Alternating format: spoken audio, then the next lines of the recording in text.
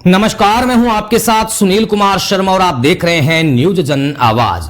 रंगाई छपाई का कार्य बंद करने से भड़का हस्तशिल्पियों का आक्रोश। कांग्रेस ने रंगरेज समाज के साथ मिलकर एक पैदल मार्च निकाला और जिला कलेक्टर को सौंपा ज्ञापन। जोधपुर से राजस्थान स्टेट हेड चित्रेश बोहरा की खास रिपोर्ट।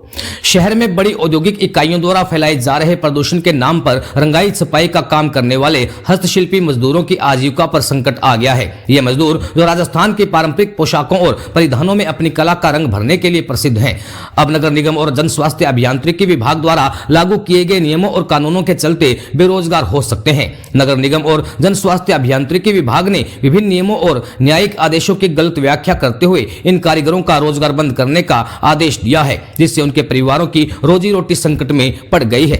इस फैसले के विरोध में कांग्रेस ने रंगरेज समाज के साथ मिलकर एक पैदल मार्च निकाला और जिला कलेक्टर को ज्ञापन सौंपा। मार्च में शामिल लोगों का कहना था कि इस कदम से हजारों परिवारों की आजीविका प्रभावित हो रही है और यदि यह फैसला वापस नहीं लिया गया तो वे कड़ी लड़ाई जारी रखेंगे।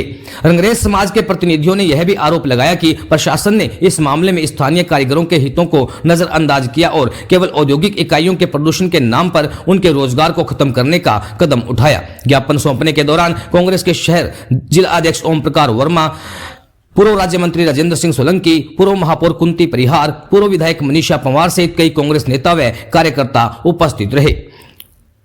राजस्थान स्टेट हेड चित्रेश बोहरा की रिपोर्ट के साथ देखते रहिए न्यूज जन आवाज। निवेदन है कि हर सिक्के के दो पहलू होते हैं। पहला पहलू ये जो प्रदूषण की तरफ दे रहे हैं वो ठीक है, अच्छी बात है, लेकिन दूसरा पहलू ये जो मजदूर बिना किसी प्रदूषण के अपनी मजदूरी कर रहा है, उसका संरक्षण भी जरूरी है और उसका प्रोटेक्शन भी जरूरी है, जो कि एक हेरिटेज के रूप में GI टैग में भारत सरकार ने हमें दिया गया है कि बंदे जो GI टैग के तहत आती है, जो कि जोधपुर की हेरिटेज है और उसके अंदर किसी किस्म का हम आश्वासन देते हैं कि कोई प्रदूषण होता नहीं है। तो मीडिया से भी ये निवेदन है कि सिक्के का दूसरा पहलू भी पूरी जनता के सामने रखा जाए, सरकार के सामने भी रखा जाए। और कलेक्टर साहब ने बड़ी ही मोहब्बत के साथ हमारी पीड़ा को सुना और पीड़ा को समझा और इस बात को भी माना कि हम जो काम कर रहे हैं वो प्रदूषण के दायरे में नहीं आता है। अब इसी बात को प्रूव करने के लिए कल उन्होंने एक मीटिंग आयोजित की है, जिसके अंदर पॉल्यूशन बोर्ड के मेंबर या जो भी कार्रवाई होंगे और साथ में निगम के जो अधिकारी होंगे वो मौजूद होंगे और हम हमारे पॉइंट्स को सामने रखेंगे और ये बात पूरी साबित करने की कोशिश करेंगे कि हमारे काम से, मजदूरों के काम से, जो संयुक्त परिवार के अंदर छोटे छोटे घरों में लिमिटेड पानी से होता है, उससे कोई पॉल्यूशन नहीं होता है। यही बस निवेदन है। मैं मोहम्मद अबरार, चढ़वा समाज न्यूमेरिकल वेलफेयर सोसाइटी का अध्यक्ष। हम लोग आज सब लोग मिलकर चढ़वा समाज, छिंदा समाज, रंगरेज समाज के काफ़ी तादाद में करीब 2-2.5 हज़ार लोग एक रैली का आयोजन किया। हमें रैली की परमिशन कलेक्टर साहब ने, पुलिस कमिश्नर ने सबने दी थी। उसी के तहत हमारे सारे साथियों ने अमन और सुकून के साथ रैली का आयोजन किया। रैली यहाँ कलेक्टर महामंदिर से रवाना होकर कलेक्टर ऑफिस आई। कलेक्टर साहब ने हमको सुना, बहुत अच्छी तरीके से हमारी बात को समझा और उन्होंने कल की मीटिंग एक रखी है, उसमें नगर निगम को और पॉल्यूशन बोर्ड की आयुक्त को बुलाया है और उनके साथ हमारी मीटिंग रखी है। हम हमारी बात को पूरी तरीके से उनको समझाएंगे जैसे कलेक्टर साहब ने समझी है और उन्होंने सर्टिफिकेशन किया है कि आपकी जो रंगाई का काम और रंगाई का काम है उसमें हमें किसी प्रकार की कोई हफ्ता नहीं, जैसा आप बता रहे हैं। तो ये 2 विभाग हैं, इनको भी आप समझा दें, उसके बाद हम कार्रवाई जो भी है तुरंत प्रभाव से जो भी हम होते ही। अगर कल आप डेलीगेशन लेके आए तो हमने ये तय किया कि हमारे समाज से, चढ़वा समाज से, छिंदा समाज से, रंगरेज समाज से 1-2 आदमी आएंगे और कल 12 बजे का हमने समय दिया है।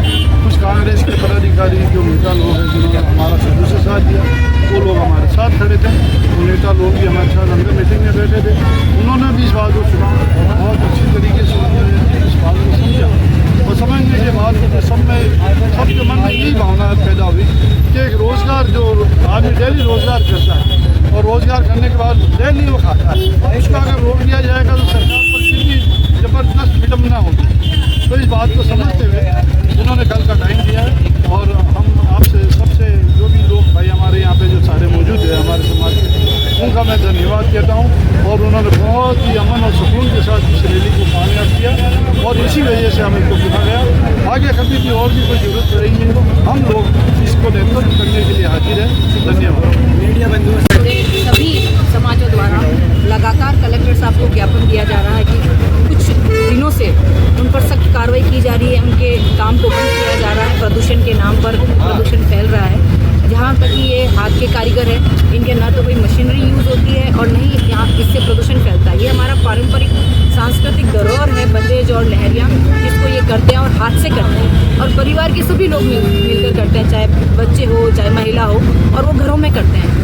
इसी ज्ञापन को लेकर हम कलेक्टर साहब से मिले हैं। यूथ कांग्रेस द्वारा और समाज जो रंगाई छपाई करता है, चाहे छिपा समाज हो चाहे अन्य कोई भी समाज हो, उन सब ने कलेक्टर साहब को ज्ञापन दिया और कलेक्टर साहब ने आश्वासन दिया है कि कल सभी समाजों के कुछ प्रतिनिधि मिलकर अपनी मांग रखेंगे और कुछ न कुछ सोल्यूशन निकलेगा, ताकि जो ये घर पर जो काम कर रहे हैं उनको काम करने दिया जाए और ये जल्द से जल्द इनके घर खोले जाए।